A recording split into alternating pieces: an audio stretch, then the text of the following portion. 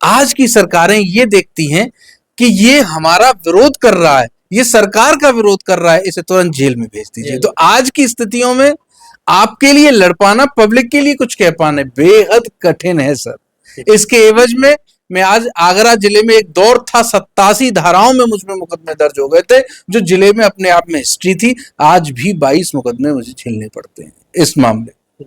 एक गरीब के व्यक्ति को कैंसर हुआ, उसने यहां से चीरा, पूरे शरीर को चीरने के बाद 6 कीमो लेने के बाद अंत में उसे मरना पड़ा। तो एक जैसी स्वास्थ्य व्यवस्था क्यों नहीं है? बताइए, जब 88,000 करोड़ रुपए उत्तर प्रदेश में है तो फिर सरकारी सुविधाएं क्यों नहीं है?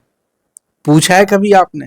नहीं पूछ सकते। जाओ देखो, वीडियो बनाओ, जो लीक पॉइंट मिले तुरंत RTI लगाओ, पूछो कब होगा, क्या किया तुमने 50,550 करोड़ का? जान माल का खतरा है, माल तो नहीं है पर जान का बहुत खतरा है। अभी एक वीडियो डाल दिया तो सारे बिल्डर इकट्ठे होके आ गए। एक बढ़िया सा शूटर देखा जा रहा है मेरे लिए, जो कम से कम 1 किलोमीटर आधे किलोमीटर की रेंज से मेरे यहाँ गोली मार दे। और भारत के लिए ऐसी मिसाइल पैदा कर रही है जो तुम्हारी तो सैटेलाइट में भी नहीं आएगी। इतनी तेजी से हम पे बम गिरा के निकलेंगे परमाणु कि तुम आएंगे ही नहीं रडार। तुम तो खुद ही वहां सेटल होना चाहते हो। सारे भागवताचार, सारे कथावाचक, सारा नेक्स्ट से पैसा के आए, सबसे पहले कैलिफोर्निया के ब्रिज पे जाके फोटो डालते हैं, ओह माय गॉड आ गए पेरिस। जब इतना प्यार है तो तुम भी चले जाओ, क्यों यहाँ रह रहे हो? यहाँ आके भारत जब बटोरना हो, और वहां जाकर के कैलिफोर्निया। उत्तर प्रदेश के जिले आगरा में इस समय हम मौजूद हैं, और हमारे कैमरे के फ्रेम में जिसे आप देख रहे हैं, उन शख्स की वीडियो आप अपने फोन में जरूर देखे होंगे। इनका वीडियो बाल योगी फेसबुक पेज है और यूट्यूब चैनल भी है। तमाम मुद्दों पर बात करते हैं, शिक्षा पर, बेरोजगारी पर, गरीबों की मदद करते नजर आते हैं। अभी हाल ही में जो बाढ़ आई हुई थी उसमें भी आपने देखा होगा। इनकी वीडियो को अखिलेश यादव, आम आदमी पार्टी के जो सोशल हैंडल है, ट्विटर है, उस पर भी शेयर किया जाता है। तमाम बड़े जो पार्टी के लोग हैं वो भी शेयर करते हैं, और उस कमी को भी दिखाने का प्रयास करते हैं कि क्यों और किस वजह से पानी लगा हुआ था। तो ऐसे तमाम मुद्दे बाबा जी उठाते रहते हैं, महाराज जी। और इनका नाम मनोज शुक्ला जी है, और ये इनका जो पहला वीडियो होता है वो टोरेंट पावर कंपनी जो यहाँ की सप्लाई देती है, बिजली देती है, उसके खिलाफ प्रदर्शन करते हैं। उसके बाद से लगातार ये सोशल मीडिया पर चर्चा में है, क्योंकि जब कोविड आया हुआ था उस समय तमाम लोग परेशानियों से जूझ रहे थे। कई कंपनियां बंद हो चुकी हैं, GST से भी कई कंपनियां बंद हो चुकी है। उस समय ये पावर का जो बिजली का बिल है उसको माफ करने के लिए धरना प्रदर्शन करते हैं, और वहाँ उसी दौरान जो है चर्चा में आते हैं। और आज तमाम वीडियो आप इनका देखेंगे, छोटे बड़े मुद्दे पर बात करते हुए, और पब्लिक भी काफी कुछ सराहती है, और वीडियो मिलियन में जाते हैं। क्योंकि जो चर्चा होता है वो आम चर्चा नहीं होता है, वो एक बेहद ही बहुत महत्वपूर्ण मुद्दों पर चर्चा होता है। एक बार हम आपसे जरूर कहेंगे कि एक बार आप इनका वीडियो जरूर देखेंगे, उसी मुद्दे पर हम फिर से बात करेंगे। और ये मेरा सौभाग्य रहा कि यहाँ आने के बाद ज्यादा ढूंढना नहीं पड़ा और इनसे मुलाकात हो गई, और महाराज जी से बात करेंगे कि किस तरीके से आज जिस तरीके से सरकार है, आवाज उठाना बेहद ही कठिन हो गया है। कहीं ना कहीं डर रहता है कि कोई अनहोनी ना हो जाए। ऐसी स्थिति पे मुद्दे पे बात उठाते हैं। महाराज जी, आपका बहुत बहुत स्वागत हमारे चैनल पर। मैं धन्यवाद कहना चाहता हूँ भाई, सभी न्यूज के जो आप सभी की इतनी मेहनत थी कि आपने खोज भी लिया। हम लोग छोटे से लोग हैं, आपने हमें खोज लिया, तो मुझे तो निश्चित तौर पे ये लग रहा है कि आज तक से बड़े तो अब तक हैं, जिससे कि आप गरीब की बात तो दिखाएंगे जो कोई नहीं दिखाता। इसके लिए आपको बहुत धन्यवाद भाई। महाराज जी, आप चैनल पे जिस पहली बार जब वायरल होते हैं उसकी थोड़ी सी चर्चा करेंगे। क्या कुछ उस समय मुद्दा रहता है जो आप चर्चा में आते हैं? देखिए, अगर मैं अब जौनपुर वासी इस बात को देखें और मैं अब आगरा की या उत्तर प्रदेश की चर्चा करूं तब ठीक नहीं होगा। मैं जौनपुर की चर्चा करता हूं ना, बहुत अच्छी। पुराने जमाने में यदि हम किसी का विरोध प्रदर्शन या धरना कहीं किसी जिला में कलेक्टर के सामने या कहीं SSP के सामने किया करते थे, तो उसे ये देखती थी सरकार कि हमसे कुछ गलत हो गया, कुछ लोग कह रहे हैं इसे ठीक कर दो, और वो ठीक कर दिया करती थी, मुकदमे नहीं लगते थे। आज की सरकारें ये देखती हैं कि ये हमारा विरोध कर रहा है, ये सरकार का विरोध कर रहा है, इसे तुरंत जेल में भेज दीजिए। तो आज की स्थितियों में आपके लिए लड़ पाना, पब्लिक के लिए कुछ कह पाना बेहद कठिन है सर। इसके एवज में मैं आज आगरा जिले में एक दौर था, 87 धाराओं में मुझ में मुकदमे दर्ज हो गए थे, जो जिले में अपने आप में हिस्ट्री थी। आज भी 22 मुकदमे मुझे झेलने पड़ते हैं इस मामले। दूसरा, मैं जौनपुर वासियों से कहना चाहता हूं, देखिए मैं बहुत छोटा व्यक्ति हूं, जब आप कहेंगे तब जौनपुर आ जाऊंगा। आपसे निवेदन है, आप मेरी तरह मेरे बाल योगी जो पेज है फेसबुक को, उसे देखिए और उसको समझिए कि मैं कहना क्या चाहता हूं, और उसके बाद आपका स्वास्थ्य, आपकी शिक्षा, आपकी चिकित्सा, जो जो मुद्दे हैं, जो बड़े मुद्दे हैं, उन पर काम करिए। सच बता रहे हैं, पहले एप्लीकेशन दीजिए, वहां की व्यवस्थाओं को देखिए, वहां की वीडियो बनाइए। जैसे युवराज सिंह एक क्रिकेटर हुआ करते हैं, उनको कैंसर हुआ, किसी भी शरीर पे एक दाग नहीं आया और कैंसर का सफल इलाज हुआ। आज उनके बेटा है, बेटी है, बहू है, सब मौज कर रहे हैं। एक गरीब के व्यक्ति को कैंसर हुआ, उसने यहां से चीरा, पूरे शरीर को चीरने के बाद 6 कीमो लेने के बाद अंत में उसे मरना पड़ा। तो एक जैसी स्वास्थ्य व्यवस्था क्यों नहीं है? इस पे काम करिए। सरकार पे पैसे की कोई कमी नहीं है भाई साहब। 50,550 करोड़ का बजट तो आपकी राज्य सरकार ने स्वास्थ्य को दिया है। केंद्र सरकार ने 33,000 करोड़ रुपए का बजट आपकी स्वास्थ्य को दिया है। तो बताइए, जब 88,000 करोड़ रुपए उत्तर प्रदेश में है, तो फिर सरकारी सुविधाएं क्यों नहीं है? पूछा है कभी आपने? नहीं पूछ सकते। जाओ देखो, वीडियो बनाओ, जो लीक पॉइंट मिले तुरंत RTI लगाओ, पूछो कब होगा, क्या किया तुमने 50,550 करोड़ का। ऐसे ही चिकित्सा में जाइए उन गरीब बच्चों के जहां शिक्षा चल रही है, जहां मास्टर तो कार से आते हैं लेकिन बच्चों को पढ़ाया नहीं जाता, जहां उनकी छत चुभ रही है, पानी गिर रहा है, लेंटर गिर रहा है, और वो क्लास बदल रहे हैं लेकिन पढ़ाई नहीं हो पा रही है। 1,13,000 करोड़ रुपए का बजट है शिक्षा का। इस दुनिया का, उत्तर प्रदेश का अब तक का सबसे बड़ा बजट है शिक्षा का। क्यों नहीं है फिर सुंदर? मात्र 72 जिले हैं। यदि एक एक जिले में भी तोड़ के पैसा बांटेंगे तो एक जिले को 1,300 करोड़ रुपए मिलेगा। 1,300 करोड़ में जो 2 करोड़ 3 करोड़ में इतनी शानदार एसी लगा के बिल्डिंग चला रहे हैं और बच्चों को पढ़ा रहे हैं, वो मस्त स्कूल चल रहे हैं, तो तुम पे 1,300 करोड़ में 10 स्कूल ऐसे नहीं बनेंगे सब बच्चा पढ़ ले? पूछते नहीं हो तो इसलिए कोई बताता नहीं है। मेरा निवेदन है, मेरा कोई सहयोग चाहिए तो मैं आपके साथ खड़ा हूं। आप मुझे फेसबुक पर फॉलो करिए, अच्छा लगे तो मेरे जैसे बनने की कोशिश करिए। और देखो, सोच समझ के करना, जान माल का खतरा है। माल तो नहीं है पर जान का बहुत खतरा है। अभी एक वीडियो डाल दिया तो सारे बिल्डर इकट्ठे होके आ गए। एक बढ़िया सा शूटर देखा जा रहा है मेरे लिए, जो कम से कम 1 किलोमीटर आधे किलोमीटर की रेंज से मेरे यहाँ गोली मार दे। ज्यादा नहीं जीना है। क्रांतिकारी कोई कभी ज्यादा जिया ही नहीं है। भगत सिंह 23 साल में चले गए, चंद्रशेखर चले गए बहुत कम आयु में। हम मिलेंगे तो सड़कों पे, हम मिलेंगे तो जेलों में, अन्यथा समझ लीजिए अब हम नहीं रहे दुनिया में।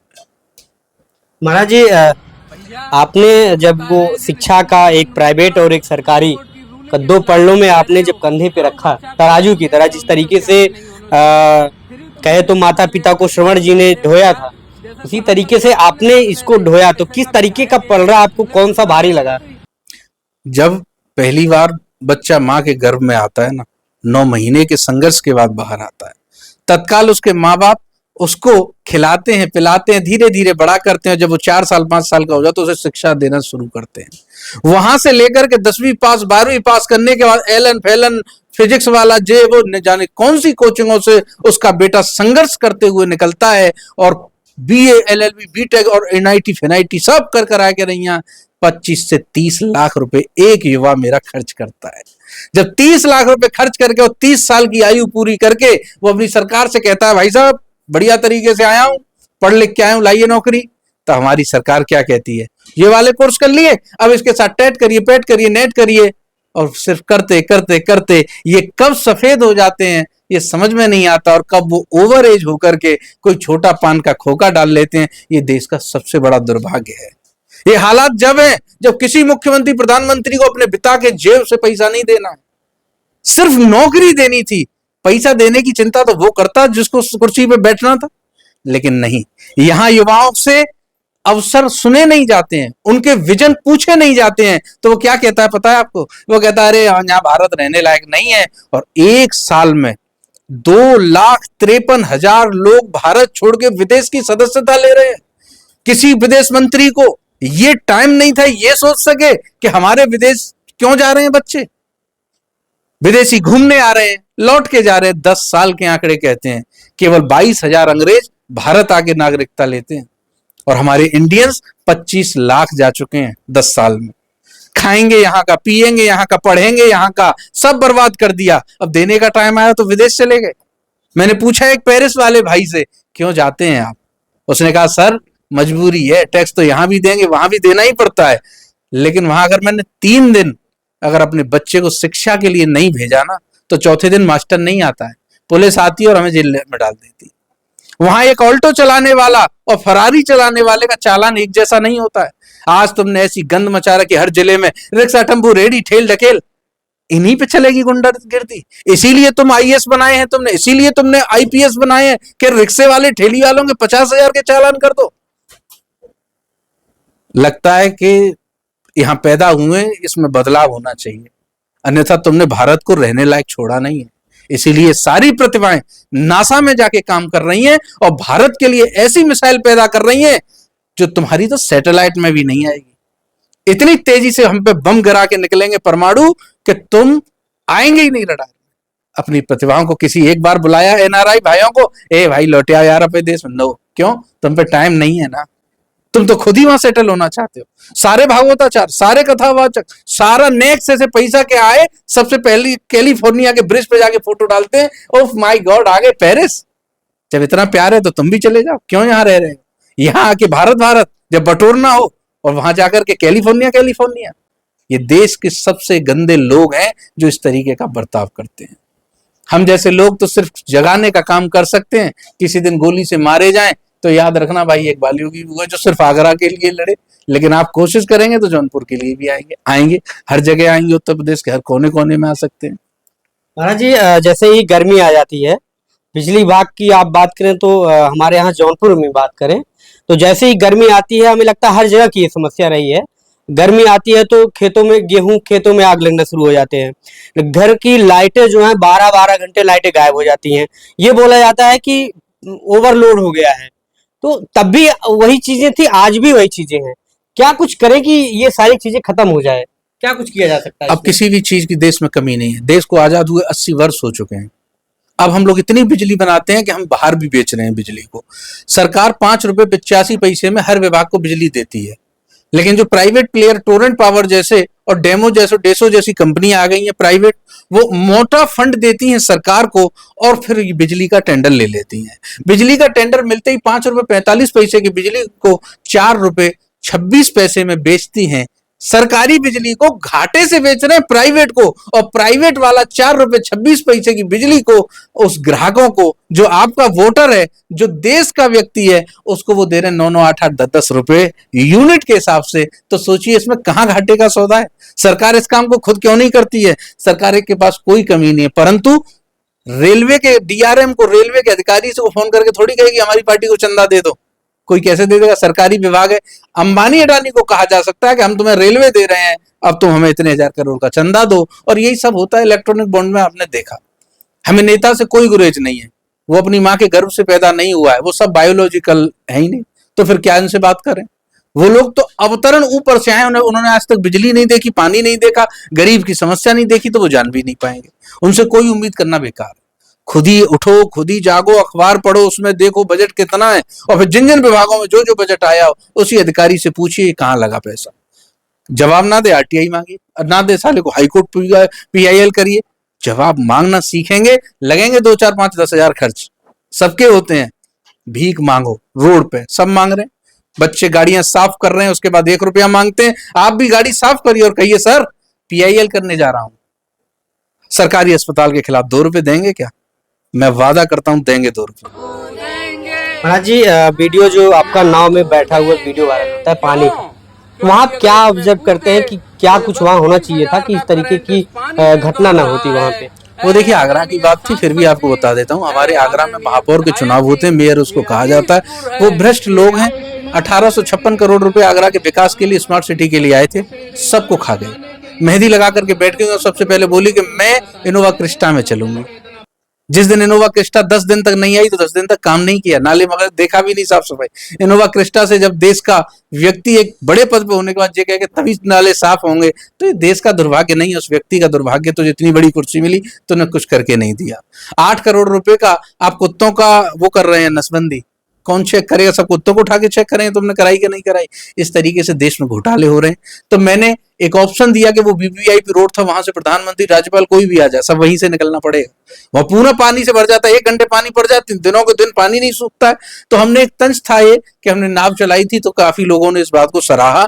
आप भी देखिए कि आपके शहर में कितना बजट है, कितने विकास कार्य हो, आपको सबको देखना चाहिए। और मैं तो कहता हूँ बालियों की जैसा खुद भी बनना कोशिश करो, ईमानदार रहिए यार, कुछ नहीं होता, यहाँ से कुछ जाना नहीं है। हर चौराहे पे पता नहीं किसका मौत इंतजार कर रही है, वो लेके ही जाएगी, छोड़ेगी नहीं किसी को। तब जब यहाँ रहना ही नहीं है, यहाँ कुछ करना ही नहीं है, तो क्यों ना देश के लिए लड़ा जाए। लोग याद करेंगे जाने के बाद आपकी। धन्यवाद महाराज जी, थोड़ा सा एक क्वेश्चन और आपसे रहेगा। हमारे जौनपुर की बात है, वहाँ जो है अभी इसी बाढ़ पानी जो बारिश हुआ था, वहां पर जो है बिजली की खंभा था और वो थोड़ा सा नाली टूट गया था, वहां पानी भर गया था। भरने के बाद एक प्राची मिश्रा लड़की होती है, वहां उसमें जैसी गिरती उसको करंट मार देता है। उसको बचाने के लिए एक और लड़का जाता है, उसको भी करंट मार देता है। मोहम्मद समीर नाम का लड़का होता है, उसको बचाने के लिए जैसे जाता है उसको भी करंट मारता है, और वो पानी का जो फ्लो होता है वो नाली टाइप होता है, वो बाहर निकलता है पानी। और वो दोनों, एक लड़की और वो लड़की 23 साल की होती है, लड़का लगभग भी 23-24 साल की होता है, वो नाली में बह जाते हैं, बह करके नाले में निकलते हैं। उसी को बचाने के लिए एक शिवा गौतम करके ऑटो रिक्शा चालक होता है, जैसे ही वो दौड़ता है वो भी उसी में करंट की चपेट में आ जाता है। अब ये सारी घटना तीनों की तीनों एक ही बार में मर जाते हैं, और पुलिस प्रशासन जो है, वहां के जो कर्मचारी हैं बिजली विभाग के, 2 लोगों को निलंबित किया जाता है। और उसके दूसरे तीसरे दिन जो है मंत्री जी और तमाम लोग 5 लाख 7 लाख रुपए लेकर घर पहुंच जाते हैं। उसमें जो प्राची मिश्रा का परिवार है वो जो है अभी तक लगातार एफआईआर की मांग कर रहा है। उसमें जो सभासद हैं, बिजली विभाग के कर्मचारी हैं, नगर निगम के लोग हैं, उन पर वो मुकदमा दर्ज करवाना चाह रहे कि इनकी गलती की ही वजह से ये सारी घटना हुई थी, और वो जो है मुकदमा नहीं दर्ज कर रहे हैं। तो इसमें गुरुजी जो प्राची का परिवार है, प्राची मिश्रा का परिवार, उसकी बहन, उसकी बुआ लगातार मुकदमे की मांग कर रही, कह रहे कि हमको मुआवजा नहीं चाहिए, जितने भी लोग दोषी हैं उनके ऊपर एफआईआर होना चाहिए। लेकिन जो है पुलिस प्रशासन और जिला अधिकारी जो हमारे यहाँ के, वो मुकदमा नहीं दर्ज कर रहे हैं। तो क्या होना चाहिए इस पर? देखिए, निश्चित तौर पर हत्या का मुकदमा दर्ज होना चाहिए। इसमें ये जांच होनी चाहिए आरोपी एक्चुअल में है कौन, क्योंकि इसमें हत्या का मुकदमा 302 ना दर्ज करके वो लोग कर देते हैं गैर इरादतन हत्या दर्ज कर दे। तो होना ही चाहिए। ये बेहद समाज के कठिन बिंदु है। कोई व्यक्ति अपनी बेटी को पाल के 20-22 साल तक लाया और तुम्हारी एक लापरवाही ने उसको छीन लिया, तो इस पे जांच भी होनी चाहिए, इस पे जिम्मेवारी भी तय होनी चाहिए कि किसकी थी। और हम अगर ऐसा कोई बिंदु है तो हम लोग जरूर जौनपुर आके इसको देखेंगे भी अपने स्तर से। धन्यवाद गुरुजी। ये महाराज जी हैं, और आपने देखा कि किस तरीके से सभी सवालों के जवाब देते हैं। और आप, हम एक बार फिर से आप कहेंगे कि इनका वीडियो आप एक बार जरूर देखिएगा, और अगर सक्षम है, अगर आप उस लायक आवाज उठाने लायक, तो एक बार जरूर अपने आप को जगाइए, अपने गांव की ही आवाज उठाइए। कम से कम आपके गांव में भ्रष्टाचार हो रहा है, ब्लॉक में भ्रष्टाचार हो रहा है, बिजली विभाग भ्रष्टाचार कर रही है, पुलिस प्रशासन कर रही है, एक बार आवाज उठाने का जरूर प्रयास करिए। फिर से मुलाकात करेंगे गुरुजी से किसी बड़े खबर के साथ। तब तक आप देखते रहें न्यूज अब तक आपके साथ। धन्यवाद।